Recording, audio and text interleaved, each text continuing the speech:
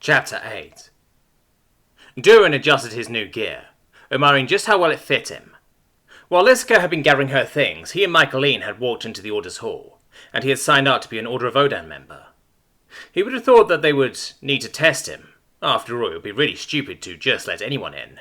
But apparently after the duel, and after Michaeline had informed the recruiter that Durin had single-handedly killed a Cyclops, the recruiter had simply shaken his head, and slid a form across the table, making Durin sign his name on a few lines, and that was that. They had multiple suits of the Order's armor ready to go in a multitude of sizes, apparently. They kept some on hand in the event that one of their members damaged the suit, after all, the look of which was an advertisement for the Order itself, so it made sense to keep spares on hand. The material was some sort of leather, soft and pliable. When he had asked, he had been told it was Sartorian skin, which was a type of coastal ocean drake of sorts.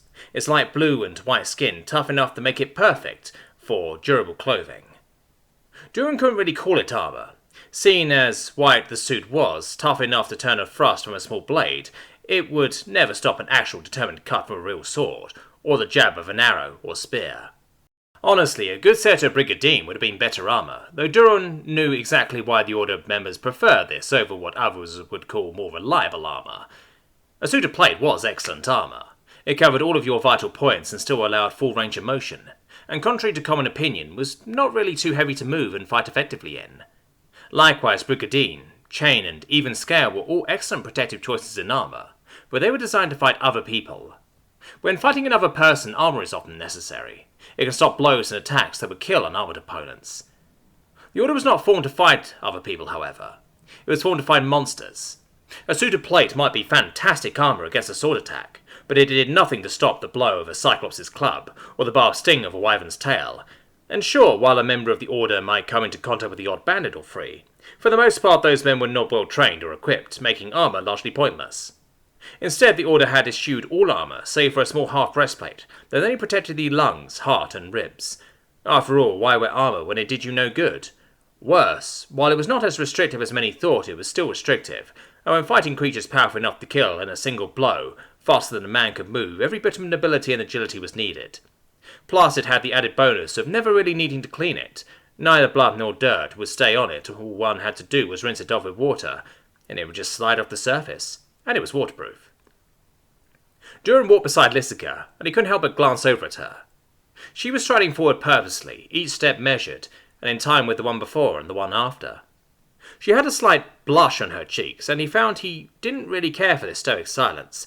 He was about to ask her a question just to have some conversation, just as soon as he thought of a good one that was. Before he could, she spoke, not looking at him, but clearly aiming her words at him. "So, Durin, they let you into the Order fast?" It wasn't really a question, so Durin took the safe route and simply nodded, giving a small grunt which could be taken as agreement or frankly anything else. "I know you beat me handily, but that was a duel. It is a surprise to me they would just up and agree to allow you in without the form of training and assessment period." "I vouch for him, cuz," Michaeline said before Durin could. "It was the least I could do for him, and frankly he doesn't need the training. I knew that before he even dueled you." "You know him?" she asked, looking over at Michaeline. While Lysica was walking with a measured pace, Michaeline moved with a casual sort of saunter that seemed to draw the eyes of many women as they passed. "Saved my life, and Solvis for that matter." He went on to tell her about how Durin had slain the Cyclops, and she glanced back and forth between the two of them, her eyes wide and strangely watery. "As I said, least I could do." He nodded to Durin, who nodded back. The silence lapsed back into place, and to break it, Durin asked a question of her. "So..." He drew the word out, using the time to figure out how he wanted to ask this. "Your father is..." Both Michaeline and Lysica looked at him, both slightly bemused-looking. "You really don't know who I am, do you?" Lysica asked, and Durin shook his head. "So, what, you saw me and just walked up to me, deciding you wanted me?" Her cheeks darkened, and he simply nodded, which caused Michaeline to snort out a laugh. Lysica ignored that and narrowed her eyes at Durin. "Why?" she asked. To be honest, he felt his cheeks heating, but he pushed on. After all, she had asked a question, and honesty was the most important trait a man could have. Or at least that was what the old man had said. "I didn't plan it." He shrugged at her and then looked forward as they walked. "I went in expecting to join the Order, and as I looked around the hall, your sword caught my attention." He glanced over at her, and she was looking at him with a slightly confused look on her face.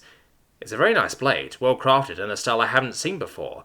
You can tell a lot about a person based on the blade they carry, that is what the old man had always said. So I looked at that and how well cared for it was, and then I looked at you. He paused for a second, collecting his thoughts. As I said, I didn't plan it. Before I knew what was happening, I was seated at your table and I had to say something, so I did. He shrugged.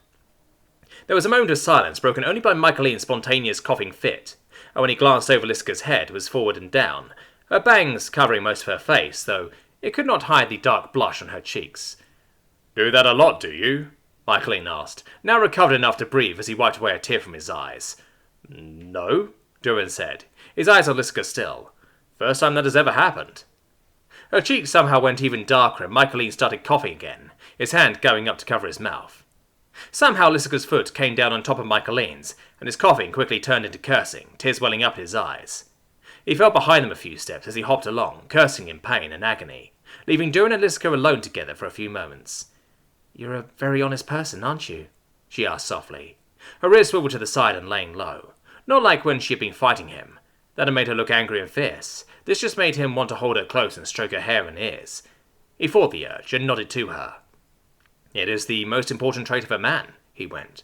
Their eyes met and he continued, "both about who I am and what I want." She was the first who looked away, and Durin hoped he had done that right. It was much harder talking to her than it was talking to the old man. "You haven't answered my question," he said. "You're not nobility, but Michaeline said your father had planned to marry you to one?" Michaeline chose that time to catch back up with them, and she answered as he shot her a dirty glare. "My father is a merchant lord here in Kadala," she said. "One of the three most powerful. He has trade agreements all across the Bayosian kingdom, and even some connections in Tyre." She sighed. "It truly is a remarkable story how he went from a simple merchant to one of the most powerful men in Kadala." She looked over at Durin and then asked, "Do you know how Kadala is politically structured?" "It's a free market state, meaning there are no nobles here, right?" She nodded. "Yes, there are no nobles in Kadala. Well, perhaps a few have come to visit, but none control anything here. There is a sort of council of merchants." "It's made up of the 13 most successful merchants' families," Michaeline added. "A member from each family is entitled to a seat at the ruling council's table, as well as the current general of the Kadalian army." Liska nodded, almost like they had rehearsed this conversation together. Either that, or they spent a lot of time with one another.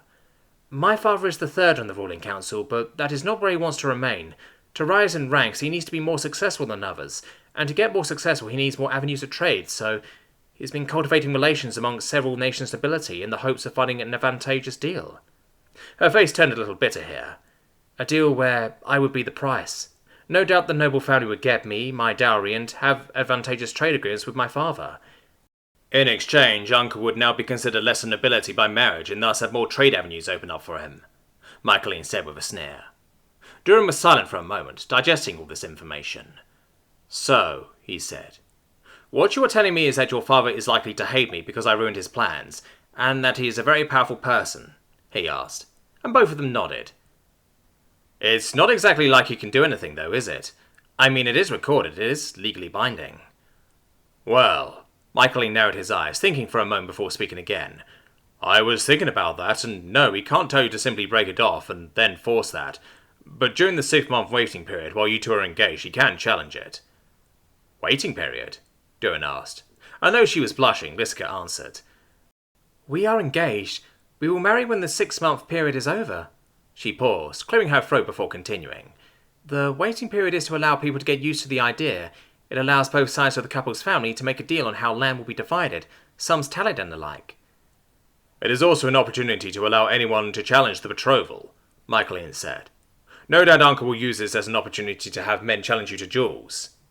A light of inspiration lit in his eyes, and he smiled. "I made quite the sum on the last duel of yours," he smiled to himself. "I wonder if—" He shook his head, bringing himself back into focus. "Uncle will likely attempt to break the betrothal that way. Either that, or he will try and catch you being unseemly with his daughter." Liska blushed deeply at this. "Unseemly?" Durin asked. "Yeah," Michaeline said. "So, no intimate behaviour, you two." He smiled at Durin, who frowned in response. "I mean, no one could really protest a kiss or something, but should it go past that into, more intimate behaviour, he will no doubt call foul and say you have dishonoured his daughter, thus allowing him to break it off."